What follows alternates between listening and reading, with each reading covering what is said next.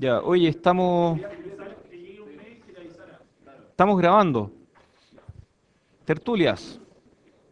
Ya, entonces me preguntaron, em, 26 del 8.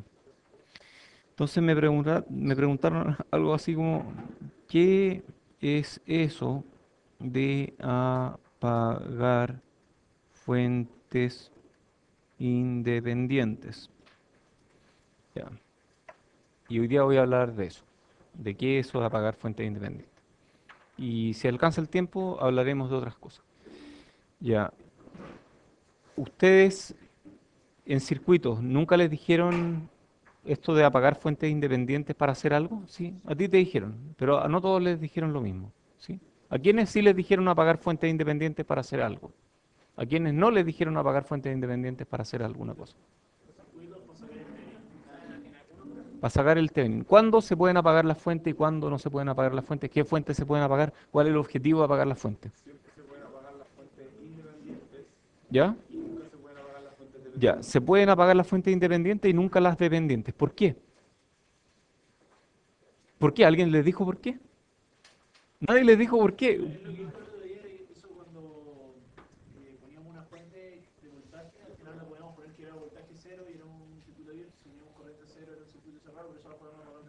A ver, vamos a ver qué miércoles eso de apagar las fuentes y por qué a veces se puede y otras veces también. Esto es para circuitos lineales, ¿ah? Estos son circuitos lineales. Entonces, circuitos lineales se parecen a un Thevenin o un Norton. ¿Qué les gusta más, Thevenin o Norton? Ya, hagamos un Norton entonces. Es que es importante salir de la región de confort muchas veces, ¿ah? Por ejemplo, cuando hagamos circuitos, yo casi todos los circuitos con transistores lo hago con NMOS. Y en la prueba cae un PEMOS y todos sufren. Y es la misma cuestión, son lo mismo. Entonces, cuando uno sale de la zona de confort, se ve obligado a pensar un poco más. Y eso es bueno. Así que vamos a hacer Norton. Entonces, un Norton tiene una I sub n y tiene un Rn, ¿cierto? Y este Norton puede representar cualquier nube con dos terminales, siempre y cuando lo que haya en esta nube sean fuentes dependientes, fuentes independientes. Vamos a dibujar las fuentes dependientes de una forma distinta. Fuentes dependientes lineales, fuentes independientes, resistencia, capacitancia, inductancia. Cuando el circuito tiene estos elementos, es un circuito lineal. Un circuito lineal cumple propiedades de linealidad que tienen que ver, por ejemplo, con superposición. Esa la cumple, ¿cierto? Y hay otra más que cumple, escalamiento. Entonces cumple las dos. O sea, escalamiento significa que si yo aumento una entrada, que es la responsable de la salida, al doble, la salida aumenta al doble. Y superposición significa que si yo aumento una de las entradas, la salida va a aumentar en proporción a cuánto contribuye esa entrada a la salida. ¿Me siguen? Entonces, si yo apago todas las entradas de un circuito, ¿la salida cuánto es? Cero, por superposición. Si es lineal, entonces todo es un circuito lineal que yo estoy representando como un Norton. ¿De acuerdo? Ahí está mi circuito lineal. Y ese Norton tiene una curva de carga, lo dibujamos aquí en curvas de carga, que tiene alguna forma así, ¿cierto? Donde este eje el eje Y era para las corrientes, muy bien. Y el eje X es para los voltajes. Ya. Entonces la corriente parte ¿dónde parte la corriente? En I sub n. Y el voltaje máximo que esta cosa me puede entregar es I sub n por R sub n. ¿Estamos de acuerdo? Todos saben hacer esto, ¿no? Entonces esta recta de carga es el lugar geométrico de todas las soluciones posibles a este circuito.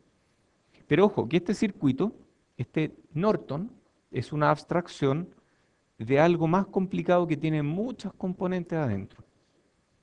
algunos componentes son dependientes, otros componentes son independientes. ¿De acuerdo? Ya, y yo quiero mirar para allá y calcular la resistencia de Norton. ¿Cuál es la resistencia de Norton? Obviamente va a ser esta resistencia porque la estoy mirando, ¿sí? Pero si yo tengo este Norton oculto y no sé lo que hay dentro, ¿cómo calculo esa resistencia?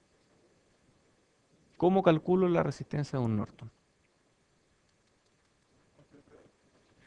A ver, hay ideas de poner fuente de prueba, ¿cierto? Entonces, borremos este Norton. En realidad, el circuito de lo que yo quiero calcular la resistencia es esto. Y esto yo sé que me entrega una curva de este estilo. En esta curva, que es una línea recta, ¿cuál es la resistencia de Norton? Es menos 1 partido por la pendiente, ¿cierto? Porque va al revés, entonces menos 1 partido por Rn. Entonces, si yo calculo 2 puntos de esta curva, yo puedo calcular la pendiente. ¿Estamos de acuerdo? Ya. Una forma de calcular la pendiente es calculando este punto y calculando este punto. ¿Cómo los calculo? ¿Cómo calculo este punto? Hago una prueba para voltaje igual cero. Voltaje igual cero, ahí calculé este punto. ¿Cómo calculo este punto? ¿Ah? Hago una prueba para corriente igual cero. Corriente igual cero, ahí. Ahí corriente igual cero. Mido el voltaje, ahí está este punto. ¿Y cómo calculo ahora la pendiente? Pero si divido esto por esto, ¿me da la pendiente? ¿Sí? ¿Me da la pendiente? ¿O no? Me da, pero me da el valor de la pendiente, ¿cierto? Ya, perfecto. Entonces, esto es lo mismo que dividir una por la otra y eso me da la pendiente y uno partido por la pendiente es la resistencia. Yo podría hacer eso para cualquier circuito lineal.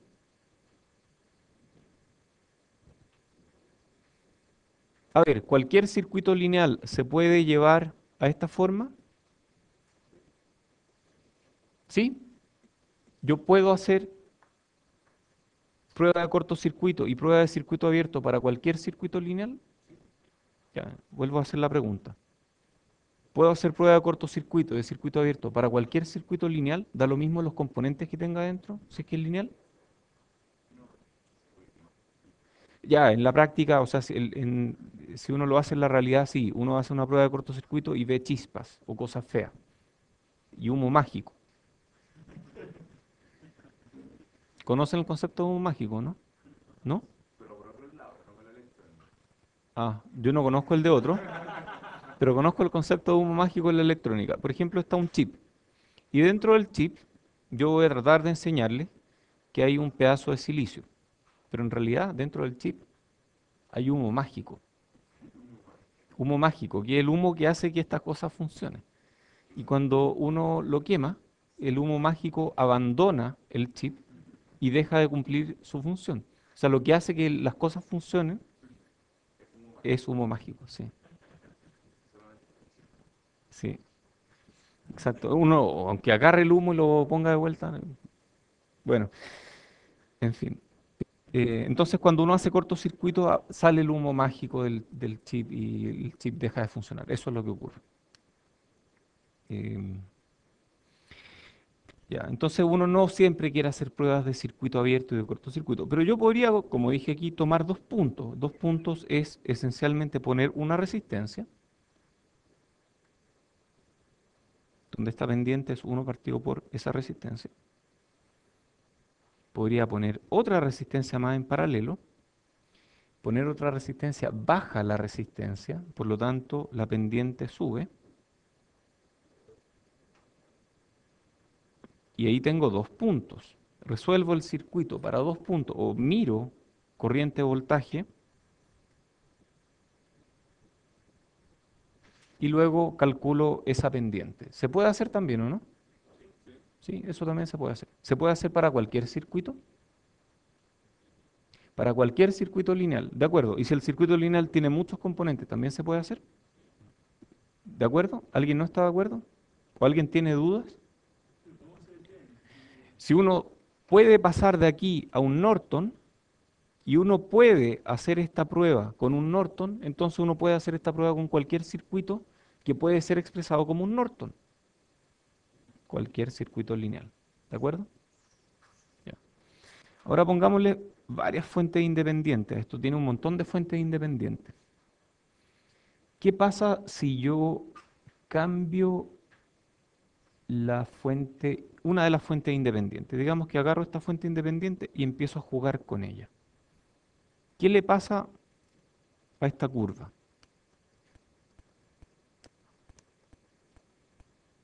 Que es una recta. ¿Qué le pasa? ¿Va a cambiar la pendiente? ¿Va a cambiar? ¿Por qué se desplaza y por qué no cambia la pendiente? Porque arriba tenemos I y abajo tenemos I sub Rn. Y va a cambiar la cantidad de corriente que circula, va a cambiar el I, pero no va a cambiar el R. A ver, hagamos un caso muy sencillo. Dame un segundo. Hagamos un caso muy sencillo en que este circuito, esta nube que tiene muchas cosas, tiene solamente una fuente independiente. ¿De acuerdo? Si tiene una pura fuente independiente y yo apago esa fuente independiente, esta curva, lo que quiera que sea, va a pasar por cero en alguna parte. Va a ser algo que se parece a cero. ¿De acuerdo? O sea, si yo apago la fuente independiente, esta curva va a pasar por cero porque la salida va a ser cero. Había una pregunta ya. Ahora sí.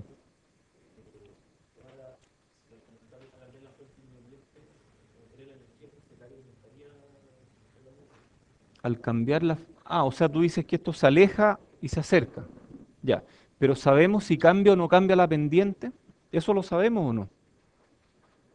Yo no tengo muy claro si cambia o no cambia la pendiente todavía. No me queda muy claro. Por los argumentos que hemos dicho hasta ahora, tiendo a pensar que si yo apago una fuente independiente, o más bien apago todas las fuentes independientes, apaguemos una y esto se corre. Apago otra, se corre, apago todas y pasa por cero.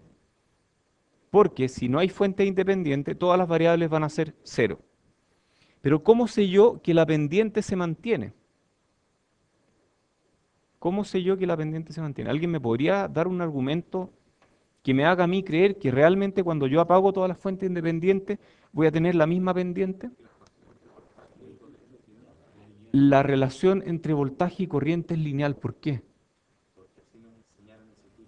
No, porque este es un circuito lineal. Yo partí diciendo eso, que este es un circuito lineal.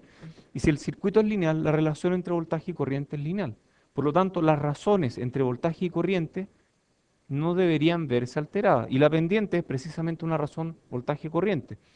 Por lo tanto, si yo apago todas las fuentes independientes, esta curva se corre hasta el origen, manteniendo su pendiente. Si yo apago fuentes dependientes, ahí sí me cambia la pendiente, porque cambié el circuito. Pero si yo no apago las fuentes dependientes, la pendiente se mantiene idéntica. Entonces, lo que hice aquí fue apagar las fuentes dependientes y el circuito me produce una curva de carga que pasa por el origen y que mantuvo su pendiente. ¿Ok? ¿Estamos de acuerdo? Ya. Entonces yo apagué las fuentes y esto se convirtió en una especie de resistencia. Pero, momento, en las rectas de carga, cuando veíamos estas curvas de carga, una resistencia, ¿cómo se veía una resistencia? ¿Cómo se ve una resistencia? Como una recta que pasa por el origen y que tiene pendiente positiva. ¿Por qué esta tiene pendiente negativa?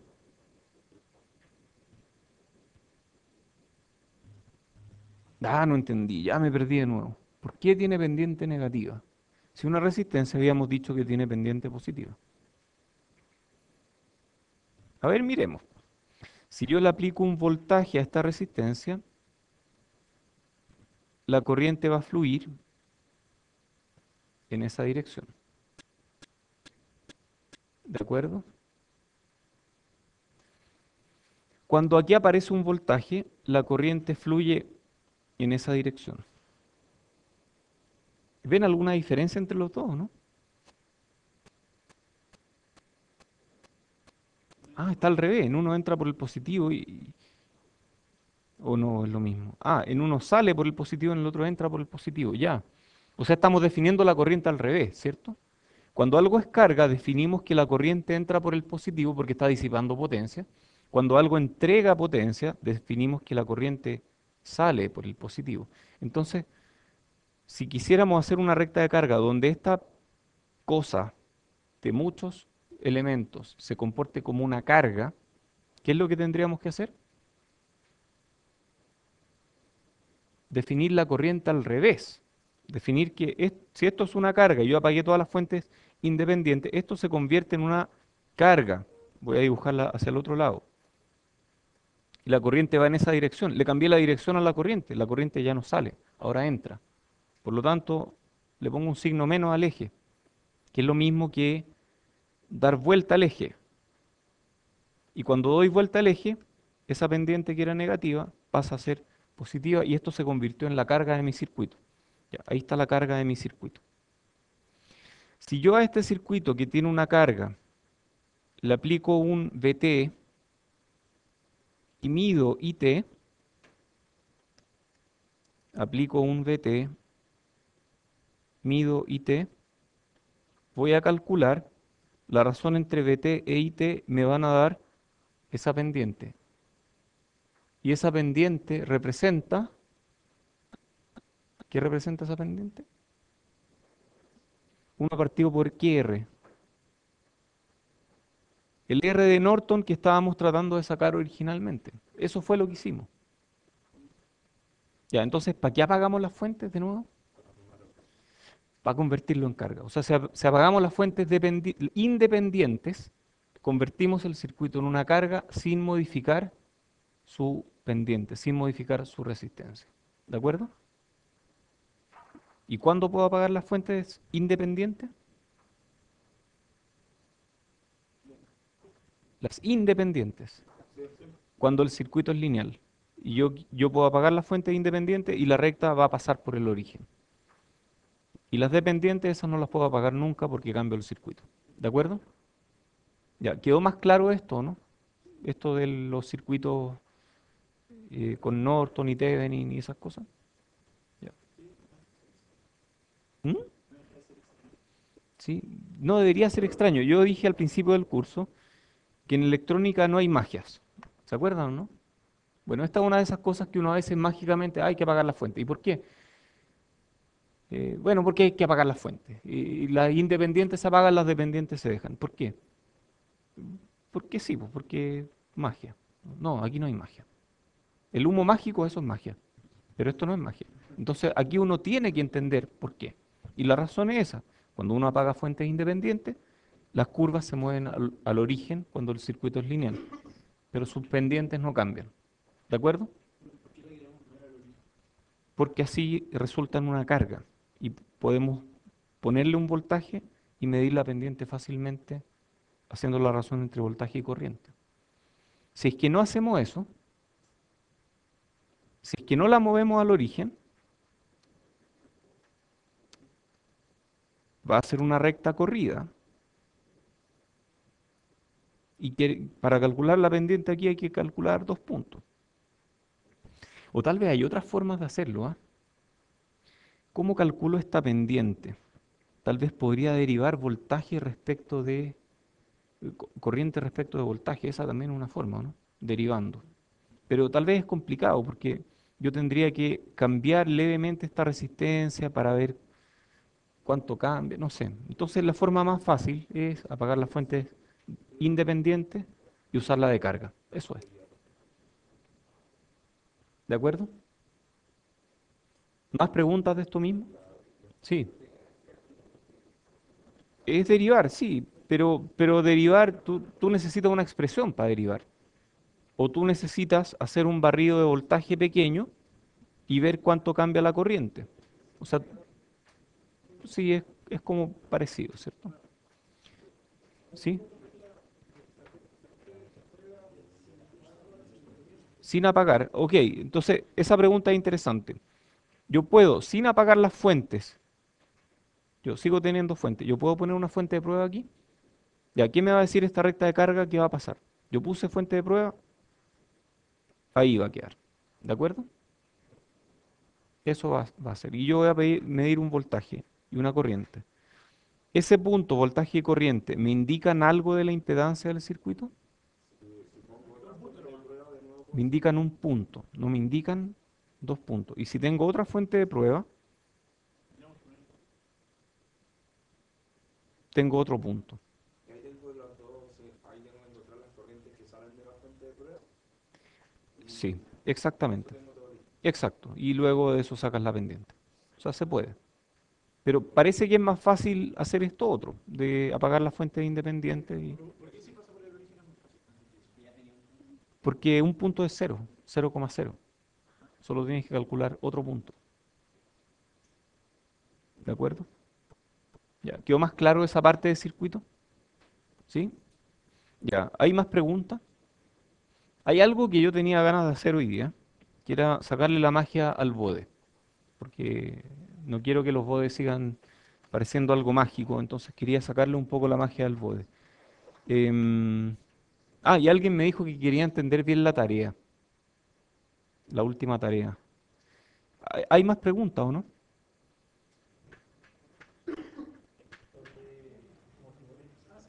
Ya vamos a ver eso. No sé qué es esto. T12 pauta. Sí, T11 pauta. ¿Ah? ¿Yo? Em, en la noche, ¿Con qué programa dibujas el circuito? Connect Circuit, con este. Es muy bueno. Quedan bien, ¿ah? Yo esperaba que alguien me preguntara. Esta es una biblioteca que hizo Claudia Pincheira, que es ayudante del curso. ¿Ah? Bueno, ni un problema. Em, pero hay otras bibliotecas también. Estas son las que trae el programa, pero no se ven tan bonitas.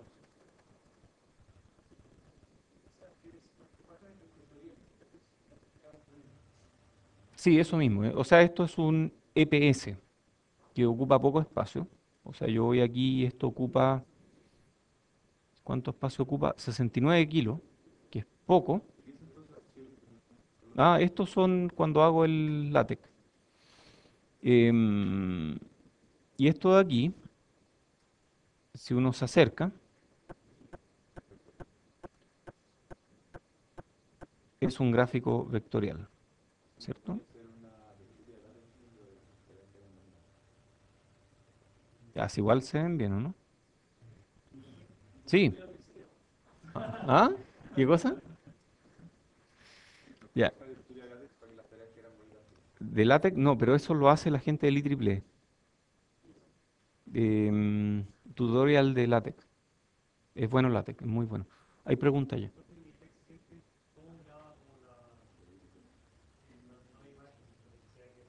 En EPS. El resultado es un EPS.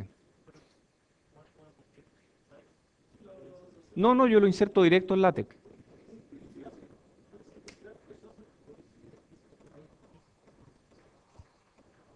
Perdón. Esto graba como gráficos vectoriales. O sea, yo después lo abro como un PS, un PostScript, y sale así. Y si yo quiero insertar esto, por ejemplo, en un PPT, lo que yo hago, no sé si a ustedes les resulta razonable, es imprimir pantalla, luego ir a un programa que me permite editar imágenes, aprieto control Y y ahí está. Y después lo copio y lo pego en un PPT. No, el programa que uso para editar imágenes es Irfan View, que es súper bueno porque abre instantáneamente y tiene un montón de opciones de procesamiento. Son opciones bien sencillas, pero que me permiten hacer hartas cosas, por ejemplo, cosas así o así.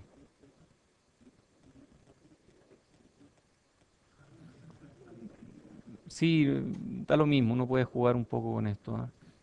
Pero y se puede cambiar el brillo y el contraste y otras cosas más también.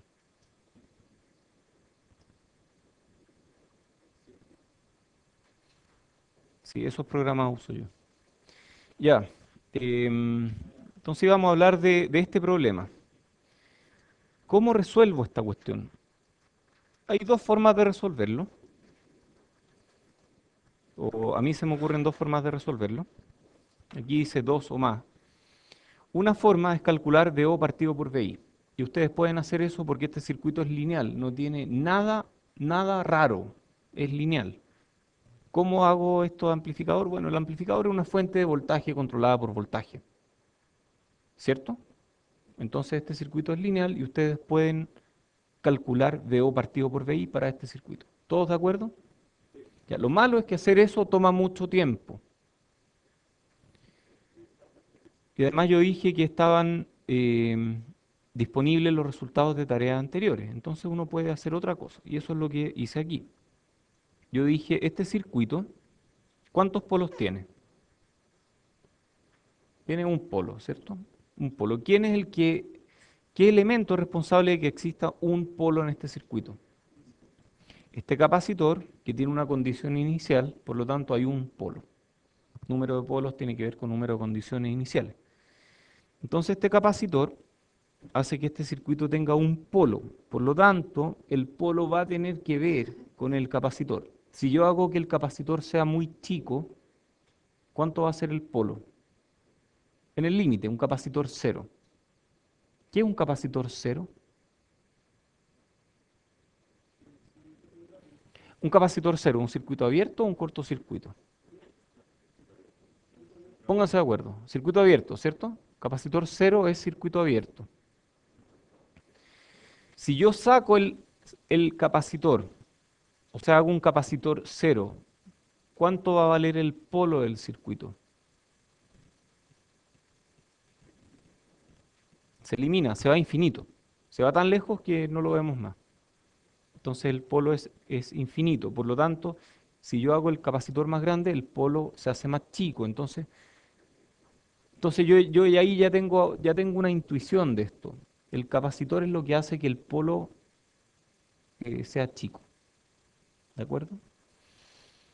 Mientras más grande la capacitancia, más chico el polo. Ok. Luego yo miro este circuito y digo, a ver, ¿qué hace esta capacitancia aquí? Bueno, aquí tengo ganancia negativa, está llamando a Miller, ¿cierto? Esta cuestión está llamando a Miller. Yo miro de aquí a la derecha y veo una capacitancia, y según Miller esa capacitancia es C por 1 más K, ¿cierto? O sea, yo miro de aquí para allá y hay una capacitancia grande.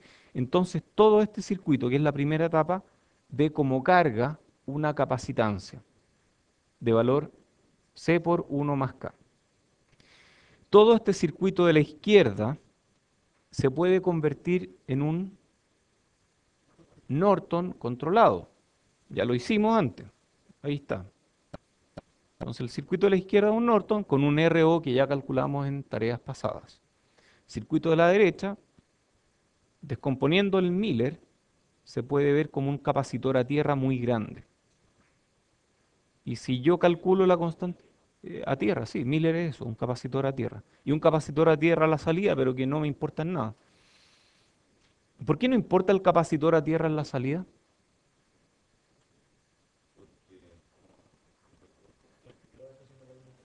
Porque el amplificador está haciendo eso y el amplificador está manejando esta capacitancia a tierra con una impedancia baja, entonces da lo mismo, ese polo realmente no hace nada. O sea, ahí no hay un polo extra, no puede haber un polo extra porque yo tenga un capacitor colgando aquí, si en realidad el capacitor está aquí. Y este capacitor en realidad es una capacitancia aparente de este circuito. Entonces este circuito ofrece una capacitancia aparente a este otro circuito. Y la constante de tiempo de este circuito completo, ¿cuánto es? RO por C por 1 más K. Entonces yo ya sé qué tan rápido se mueve este circuito, qué tan rápido tiende al valor final, ¿cierto? Qué tan rápido según esa constante de tiempo. Y luego la ganancia, bueno, tiene que ver con la ganancia desde BI hasta la salida. Y esa ganancia es, ya vimos que de aquí a acá es GM por RO y de aquí a acá, perdón, es menos GMRO y de aquí a acá es menos K. Entonces de aquí a acá es menos K GMRO. Entonces el voltaje de salida en tiempo final, T igual a infinito, va a ser el voltaje de entrada por GM-RO-K. Entonces, voltaje inicial por GM efectivo, RO, este GM es mayúscula, este debería ser mayúscula. GM-RO-K. Y va a tender, según una diferencia entre 1 y una exponencial. Y una exponencial con menos t partido por tau, donde tau es esta constante de tiempo. Y así sale, eso es el ejercicio. Si uno lo hace a la mano, está ahí igual. Sale igual, pero te demoras más. Además que estás desaprovechando los recursos y no te queda claro por qué, quién te está limitando. Si tú lo haces con método carretero, calculando VO partido por VI, tú no sabes qué elementos te están limitando el ancho de banda de este circuito. ¿Cuál es el ancho de banda? 1 partido por RO, C, 1 más K. ¿Cómo mejoro el ancho de banda? Bajando C, bajando K, bajando RO. De esa forma yo puedo mejorar el ancho de banda. ¿Hay preguntas? Lo mejor era como hacer un circuito equivalente a recién, aplicar como lo que ya sabemos. Eso, sí.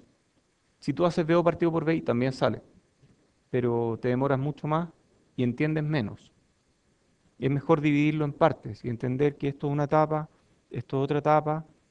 Hay interacción entre ambas etapas porque esto resulta en una carga para la primera etapa. Eso, ¿de acuerdo?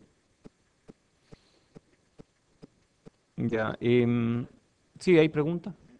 Esto, lo del teorema de Miller, hacer esa transformación, ¿es una equivalencia a circuito o qué? No es una equivalencia circuital. O sea, yo decir que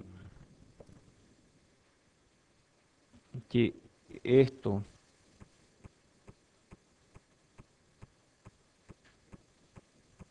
es igual a esto,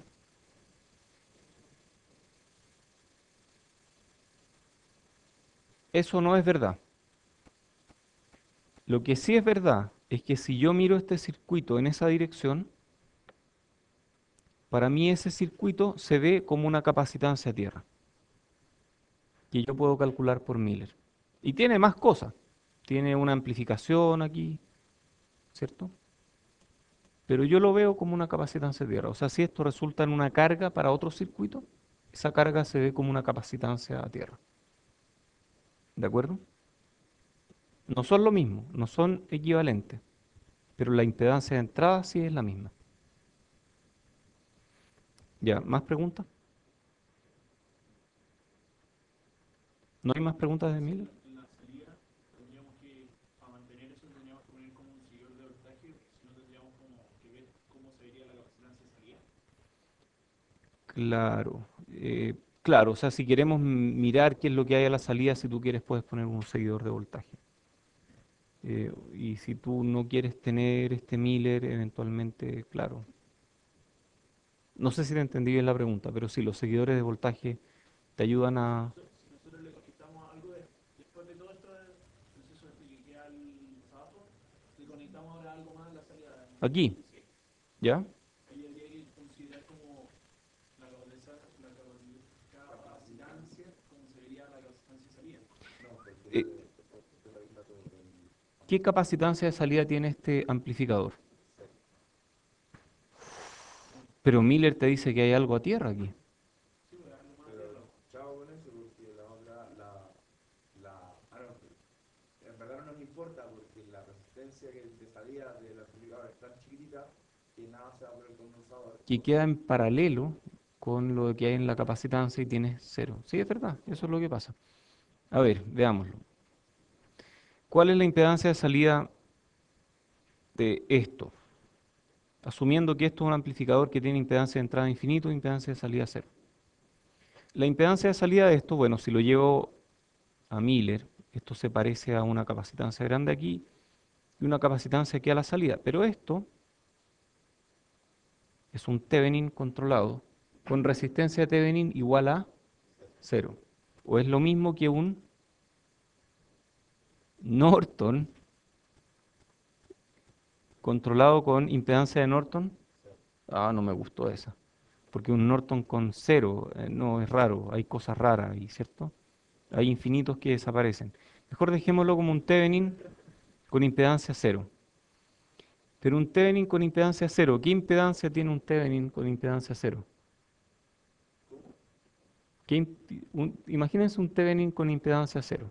¿Qué impedancia tiene ese Thevenin? Cero. ¿Cierto? O sea, si yo apago esta fuente,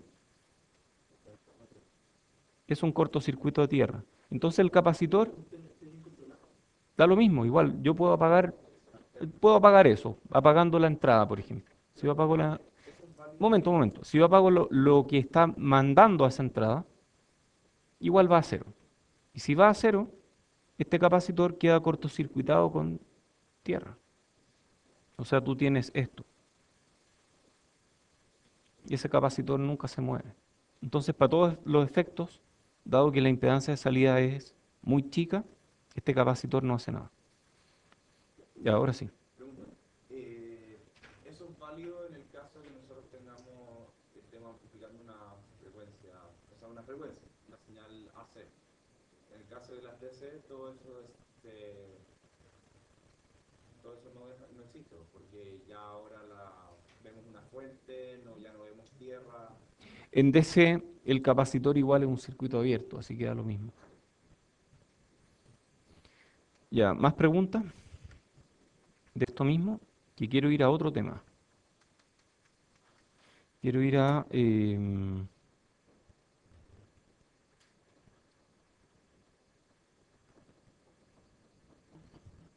quiero ir a esto. Quiero quitarle la magia a esta cuestión. Quiero quitarle la magia a este circuito. Entonces esto es un pasaaltos. Y ya vimos que esta es la ecuación. RC por S partido por 1 más SRC. Entonces vamos a Scilab.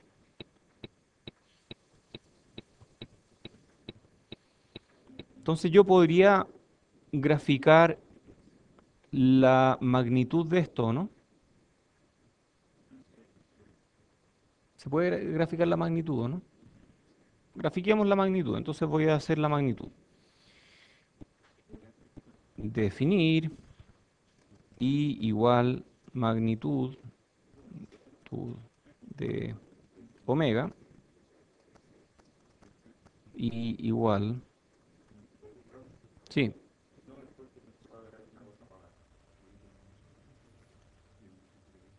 entonces, ¿cuál es la magnitud? ERC, digamos que ERC es 1 para hacernos la vida más fácil. S, S, la magnitud de S cuando S igual J omega, ¿cuánto es? Omega. Partido por, ¿cuál es la magnitud de lo que está abajo? Raíz de 1 más omega cuadrado, ¿cierto? Esa es la magnitud. ¿Alguien no sabe hacer eso? ¿Alguien tiene dudas de cómo llegar a la magnitud de esta cosa? ¿Todos saben? Si alguien no sabe, es el momento de preguntarlo. La parte real al cuadrado, la parte imaginaria al cuadrado raíz. Bajo raíz, sí. Entonces eso es 1 más omega cuadrado en raíz. Ya, ahí ya la definí. Ahora voy a graficarla.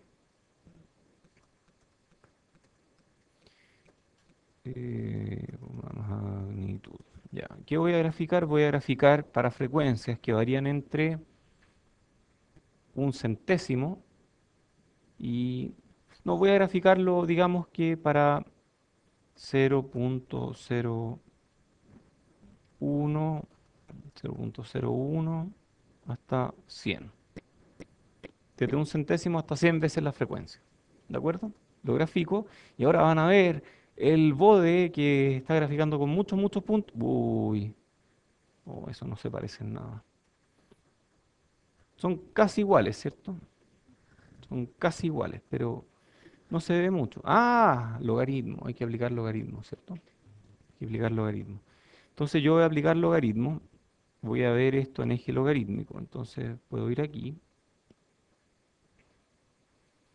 y pedirle que me muestre eje logarítmico. Entonces eje X logarítmico.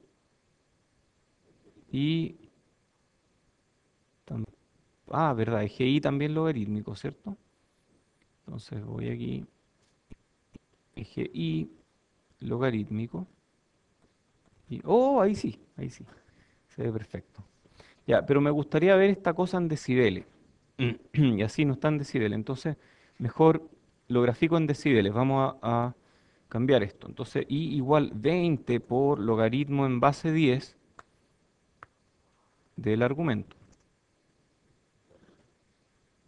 Ok, no importa. Grafico y me va a graficar algo que es... pucha, que demoran estos gráficos, ¿ah? ¿Por qué demoran tanto? Se evalúan muchos puntos. ¿Habrá alguna forma de hacer que se evalúen menos puntos? Bueno, ahora yo tengo que poner el eje X en logarítmico y ahí me muestra menos 5 decibeles, etcétera. Yo puedo hacer zoom aquí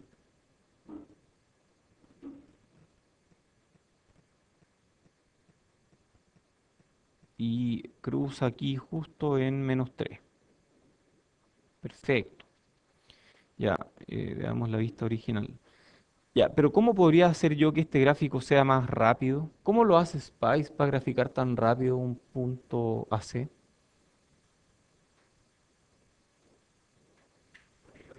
No tiene sentido ir corriendo el vector todo el rato cada 0,1. A ver, explícame eso. Yo creo que tú tienes razón, pero explícamelo bien, que no lo entiendo. Al principio como el gráfico es logarítmico abajo, ¿Ya? entre cada intervalo, por ejemplo, en el primer intervalo, ¿Ya? en el eje X hay 10 muestras, pero en el segundo intervalo hay 100 muestras. Oh, tienes toda la razón. Décima. Tienes que escribirme. Entonces, Spice toma 100 puntos por década. por década. Ajá. ¿Y yo puedo decirle a esta cosa que haga 100 puntos por década? ¿Se podrá o no? A ver, ¿qué pasa si este vector, porque este es el vector de entrada, este es el vector de frecuencia, ¿qué pasa si en vez de hacer eso, yo le digo que mi vector de frecuencia va a ser igual a 10 elevado a algo que sea como, por ejemplo, menos 2, 2 puntos, 0,01, 2,2? ¿Puede ser o no? ¿Cacharon lo que hice o no? Le dije que el vector frecuencia es 10 elevado a algo, a un vector. Y ese vector va de menos 2 hasta 2. O sea, el vector frecuencia parte en 10 a la menos 2 y termina en 10 a la 2, pero hace 100 puntos por década. Ajá, sí se puede, hay pregunta. Sí es posible, puede que eso no funcione. Miremos si funciona. Probablemente. Em, no, parece que igual funciona. Parece que igual funciona en Scilab. A ver, miremos cómo es el vector. Sí, igual hay que hacer esto en escala logarítmica, ¿cierto? O posiblemente no. A ver. Sí, no funcionó, de hecho. Tienes razón, es punto elevado. Porque ahí me hizo cualquier cosa. Em, punto elevado. Y esto en paréntesis. Ya, y ahí sí. Y ahí parten. Sí, ahí sí funcionó. Toda la razón. Décima. Uy, estoy generoso con las décimas. Ya. Si yo ahí grafico, de nuevo tengo eso, pero yo puedo decirle además log flag igual, nunca me acuerdo si es NL o LN. No, ahí. No, es que depende si un eje, el primer eje es L y el segundo eje es N. Uno es logarítmico, el otro no. Eso es. Entonces por eso no me acordaba si era LN o NL. Entonces ahí se ve el bode. Oh, ya estamos haciendo un bode. O sea, sin hacer mucho más, estamos haciendo un bode. Ya, muy bien. Y eso no requirió mucho trabajo, ¿ah? O sea, uno puede ponerse a jugar en los ratos libres y en vez de jugar con el teléfono, jugar con esto. Ya, tratemos de ver estos 5,7 que me dejaron medio cachudo. O sea, yo dije que 5,7 es la diferencia entre lo que hay a 10 veces omega cero y la asíntota, ¿cierto? Y la asíntota pasa justo por ahí. A 10 veces omega cero, ¿cuál sería la fase aquí? ¿O cuál sería la fase aquí? En 0,1 veces omega cero. ¿Cuál es la fase en 0,1 veces omega cero? Sí, pero ¿cómo la calculo? ¿Arco tangente de qué?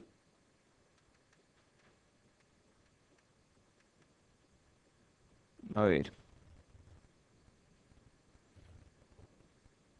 fase. Magnitud, fase. Aquí está. Arco tangente de omega tau partido por 1. Ya, perfecto. Entonces, si yo hago arco tangente 0,1, debería salirme, pues, ¿no? A tan 0,1 y me va a dar 5,7 grados. Oh, man. ¿Qué pasó? Ah, están radianes. Bueno, entonces si yo hago lo mismo por 180 dividido por pi, 5,7. Ya, ahí salió. Y si lo hago al revés, en vez de hacerlo 0,1, lo hago en 10. O sea, lo calculo aquí. Voy a llegar cerca de los 90, pero voy a estar alejado en 5,7 grados de los 90. ¿Y cuánto es 5,7 grados alejado de los 90?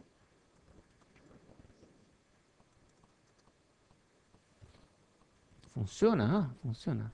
O sea, sin mucho esfuerzo. Es que ahí estamos perdiendo la magia, ¿cierto? Sin mucho esfuerzo, pero entendiendo las ecuaciones de dónde salen, yo puedo entender cómo hacer un bode. Un bode no es más que evaluar una función de magnitud y una función de fase en un intervalo de frecuencia. Con las asíntotas, porque las asíntotas permiten que uno saque el bode mucho más rápido. Uno mira la cuestión y ya tiene la asíntota. Entonces, mucho mejor entenderlo con asíntotas, pero el bode así punto a punto no es más que evaluar una función. Y esa función ustedes la pueden calcular y la pueden evaluar. Así que perdámosle la magia del bode y sepamos cómo se hace. ¿De acuerdo? Ya, ¿más preguntas de esto? ¿No? Bueno, había una pregunta de factor de amortiguamiento. ¿Qué es el factor de amortiguamiento? ¿Qué es esta cosa que está aquí, que yo le llamo Z? Z, a ver, busquemos letras griegas.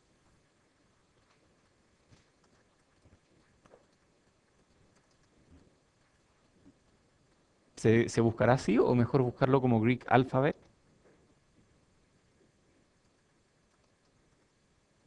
Ya, por alguna razón no está conectando esta cosa. Sí. Z. Según yo es...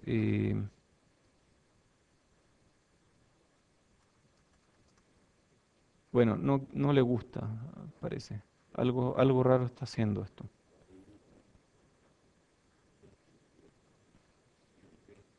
Sí, no está conectado. Ya, ahora sí está conectado. Entonces, Greek alphabet. Sí. Tal vez con 3G anda más rápido. Bueno, dejémoslo que trabaje por mientras. ¿Pero qué significa esta letra griega aquí? ¿Qué hace? ¿Qué me dice? ¿Alguien tiene algún sistema análogo? Análogo, análogo. ¿De dónde viene la palabra electrónica analógica? Pucha, que derivo harto. Miremos imágenes. ¿De dónde viene la electrónica analógica? ¿Mm? Es similar, ¿cierto? ¿Similar a qué? Analogías de diferentes sistemas físicos. La electrónica analógica se empleó mucho para resolver ecuaciones diferenciales. Cuando no había computadores y no había reglas de cálculo, o era, bueno, en realidad la regla de cálculo multiplica, pero no resuelve ecuaciones diferenciales. Cuando no había computadores, lo que se hacía era agarrar un sistema físico y modelarlo como un sistema eléctrico. El sistema eléctrico tiene constantes de tiempo mucho más chicas. Entonces yo ajusto las capacitancias y hago que el sistema eléctrico funcione más rápido y yo puedo hacer que su respuesta rápidamente me indique cuál va a ser la respuesta de un sistema físico muy grande. Un edificio, un puente, una represa, lo que sea. Entonces yo modelo mi sistema físico con su equivalente eléctrico. Para eso se usaba electrónica analógica. Ahora se usa para muchas otras cosas, pero sigue llamándose electrónica analógica. Ajá, este me gustó. Bueno, Z, ¿dónde está Z? Ahí está Z, se llama Z, es verdad. Es verdad. Sí, qué bueno. Sí, la mayúscula es una Z y la minúscula es Z. Entonces ese símbolo raro es una Z. Y ahora me creen, ¿o no? Eh, yo los veía con cara de dudas, por eso quise que salieran de dudas. Ya, entonces, ¿qué significa esto? ¿Qué significa Z? A ver, yo sé que si Z es igual a 1, tengo raíces iguales, reales, y tengo amortiguamiento crítico. Y cuando Z es mayor que 1, el sistema está sobreamortiguado. ¿Qué significa eso? ¿Dónde ustedes han visto la palabra amortiguamiento o amortiguador?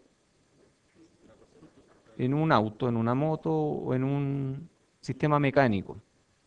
Perfecto. Y un sistema mecánico que está amortiguado, ¿qué hace? Un péndulo. Imagínense un péndulo. Un péndulo. Este está amortiguado, ¿no?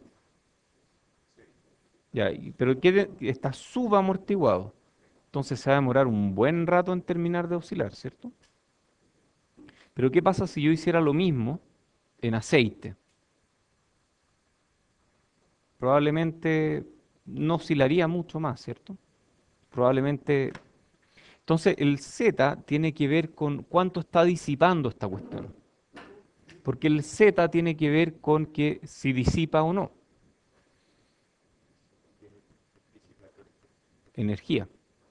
O sea, el Z de un circuito tanque, relacionando materia, el Z en un circuito tanque depende. Si es un buen tanque va a tener un Z. ¿Cuánto es el Z de un circuito tanque? Hagamos esa. ¿Ayuda esto, no? ¿Ayuda a tu pregunta? Sí, ya, está bien. Entonces, porque el circuito tanque es un circuito que tiene dos polos que son complejos conjugados y Z, sí, efectivamente, yo puedo calcular Z y ya, hagamos eso para un circuito tanque. Panorama, tenemos panorama ya. Entonces, si veamos esto en pantalla completa. Entonces, lo que yo dije era que había que expresarlo de esa forma. Hagamos un circuito tanque.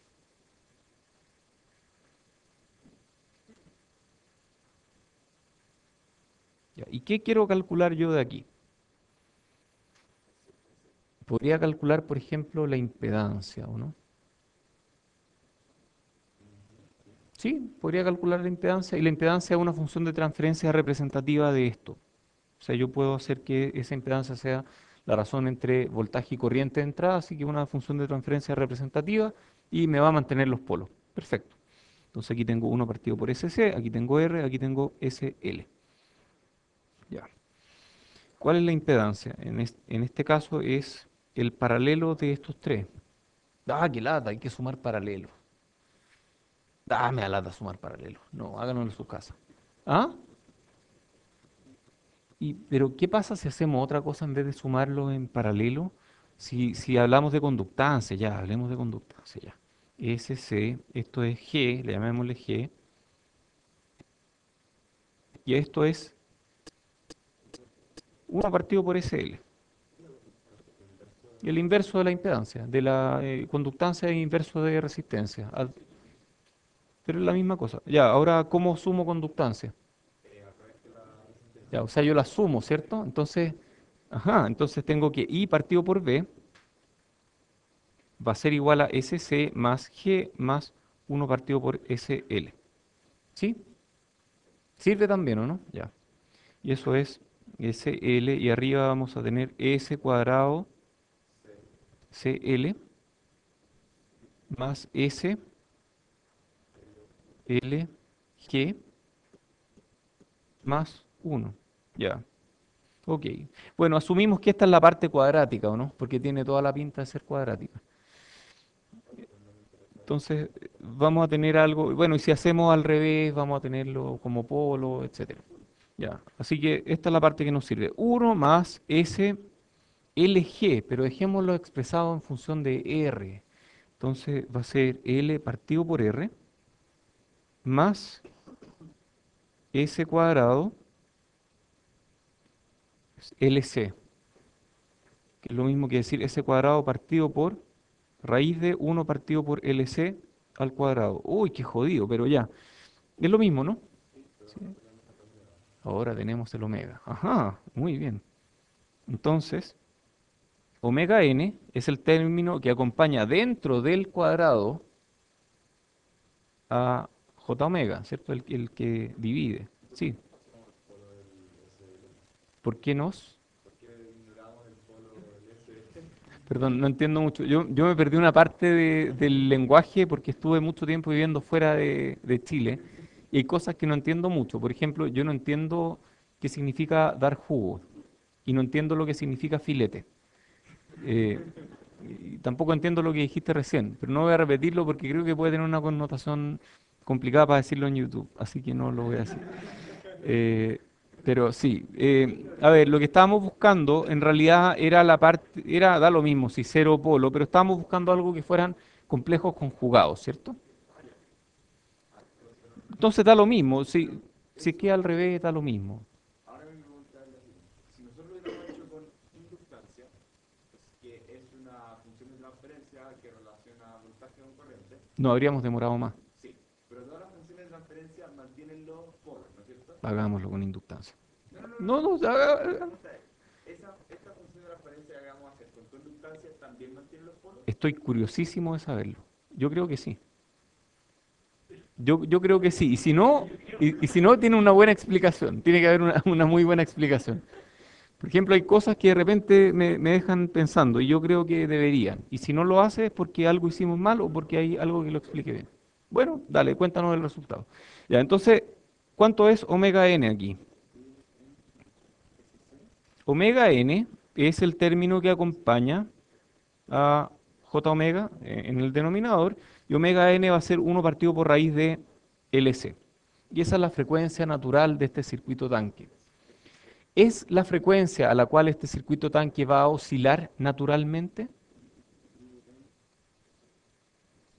No, según yo no, porque según yo, la frecuencia a la que va a oscilar es esta otra, es omega n por 1 menos z cuadrado bajo raíz.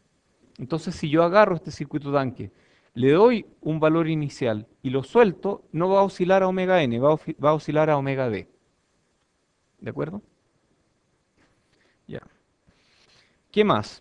Yo sé que el término que acompaña a S, o sea, L partido por R, que es el término que acompaña a S, es igual a 2z partido por omega n. 2z partido por omega n. Ajá, y omega n es raíz de 1 partido por LC, o sea, yo puedo poner raíz de LC ahí. Ah, sí.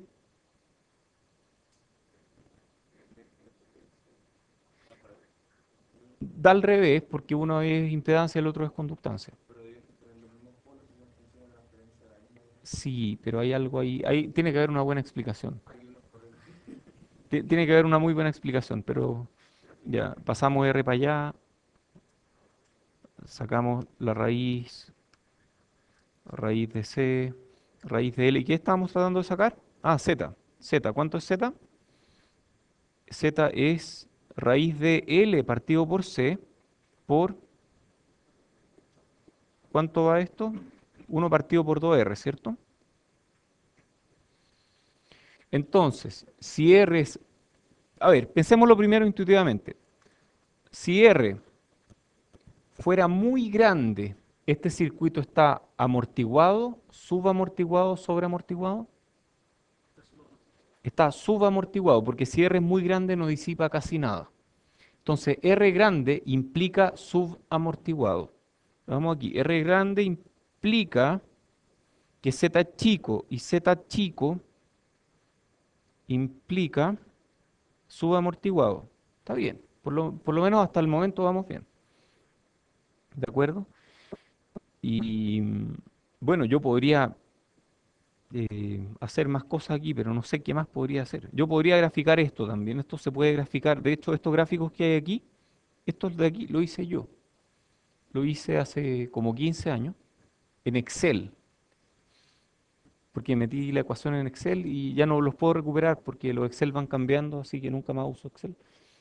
Ahora uso Scilab. Por eso este gráfico que hice aquí, lo hice en Scilab. Estos de aquí están hechos en Scilab. Igual bueno, ¿no? Sí, requiere harto tiempo de tirar líneas punteadas aquí, pero se puede. Por ejemplo, eso que está ahí es tirar línea de aquí a allá, este tirar línea de aquí a allá, y escribir aquí, no, más arriba, no más abajo, perfecto, ahí está bien, ya. Entonces es medio aburrido, pero se puede.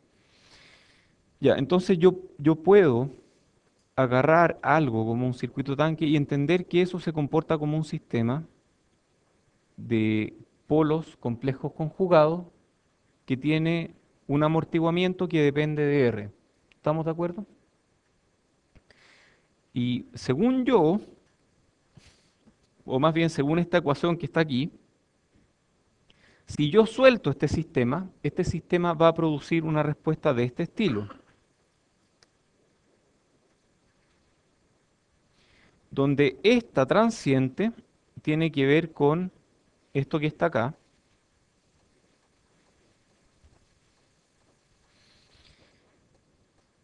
y la frecuencia a la cual esto oscila tiene que ver con esto que está acá.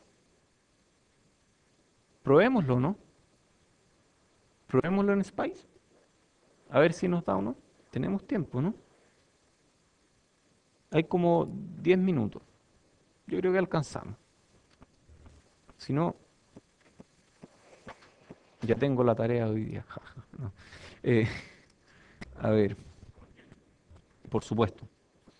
Spice. No. L, 1. R, 1. C, 1. Ya. Entonces, ¿cuánto dijimos que era el Z? Queríamos que Z fuera chico, ¿cierto? Digamos Z, para que Z se note en las ecuaciones, queremos que Z sea, si esto es 1 menos Z cuadrado, mm, hagamos que Z sea algo así como 0,5, por ejemplo, y se va a notar. Entonces Z igual raíz de L partido por C, que en este momento es 1, por 1 partido por 2R, que también es 1, por lo tanto Z vale ¿cuánto? 0,5, perfecto, ya.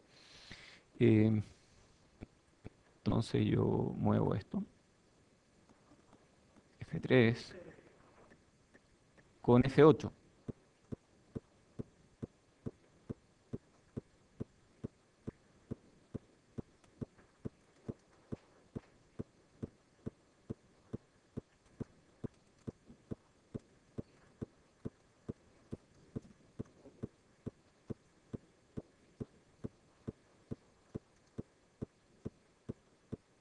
Ya.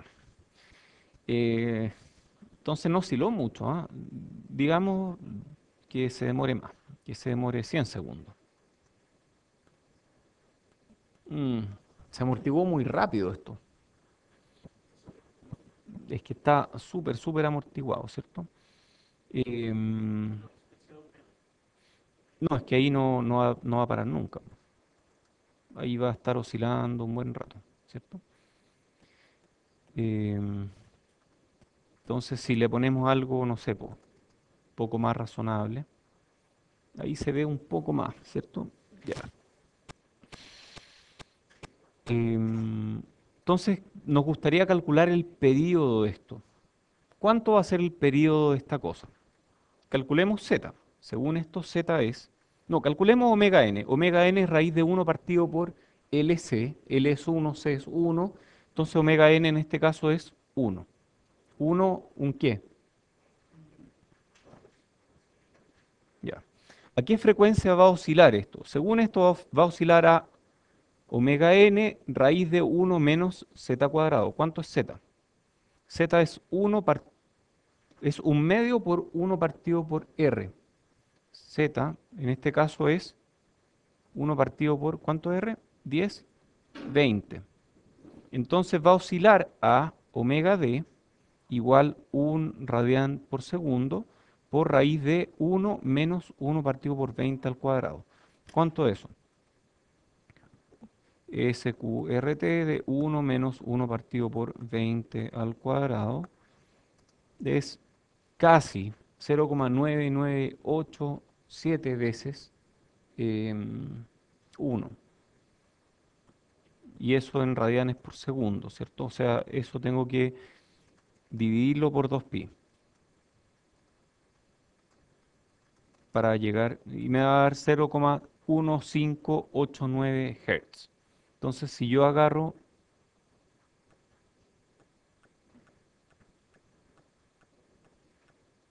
no voy a poder medir mucho, pero si yo agarro dos máximos, por ahí más o menos, y miro aquí, da más o menos lo que habíamos calculado.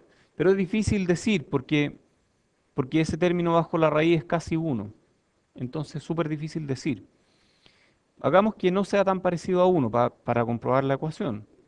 Entonces habría que cambiar esto no a 10, sino a 4. A ver, veamos qué se ve si ponemos eso en 4. Ahí todavía se alcanza a ver algo.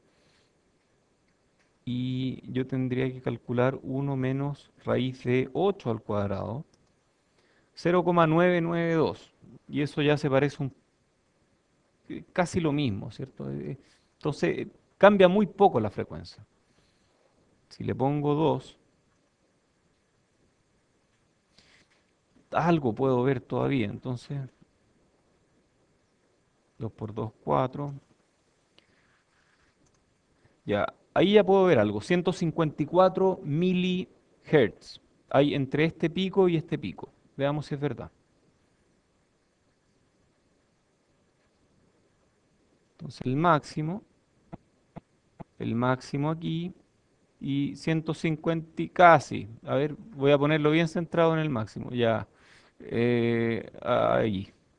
Y ahí da 154 milihertz. O sea, la ecuación tiene razón. La ecuación que me dice en cuánto va a oscilar esto naturalmente, que es esta ecuación de aquí, tiene razón. Y esto es solución a la ecuación diferencial. Hay otra ecuación que me dice cuánto es la envolvente y dice que la envolvente tiene una constante de tiempo de menos de 1 partido por tau omega n. Perdón, por z omega n. ¿Cuánto es z aquí? Si esto es 2, z es un cuarto, omega n es 1, por lo tanto la constante de tiempo es 4 segundos. O sea, esto me dice que la envolvente es como de 4 segundos. O sea, la envolvente podría ser perfectamente algo así como una constante de tiempo de 4 segundos, donde esto es 1 y esto es 4. Veamos si esto nos da la misma envolvente.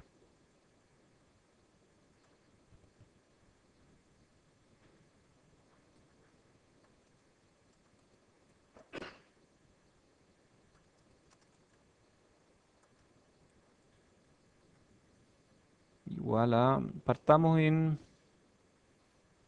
1 kilovolt.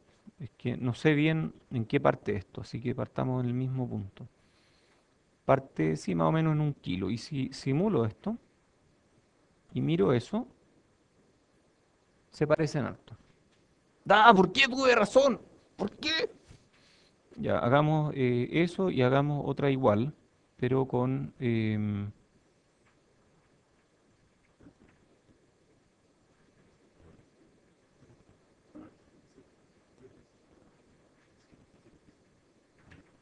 menos VO2. Y me resultó más encima. Pucha, qué rabia, ya. Entonces se puede, ¿cierto? Se puede hacer más o menos eso. ¿De acuerdo? O sea, uno puede creerle a esta ecuación, puede creerle a esta ecuación que nos dice que la amplitud va a decrecer con esta constante de decaimiento. Eran 4 segundos porque lo calculé de aquí. La constante de tiempo es el término que acompaña a t en el denominador, o sea, tau es 1 partido por z omega n. Y en este caso, para estos valores, z era un cuarto y omega n era 1, por lo tanto tau es 4. Y lo que hice aquí fue hacer un circuito con tau igual 4. Y eso decae de esa forma. ¿De acuerdo? Eso. Bueno, no sé si hay mucho más que hablar de estas ecuaciones. ¿Qué cosa? El A, bueno, sale de condiciones iniciales. O sea, el A se puede calcular a partir de condiciones iniciales. ¿De acuerdo? ¿Más preguntas? ¿No hay más preguntas? ¿Lo dejamos aquí? Lo dejamos aquí. Ya, entonces, ¿cuándo es? El jueves hay ayudantía después de la clase. Sí, por supuesto. Menos, no, ¿cuál? ¿Esto? No, es menos z omega nt.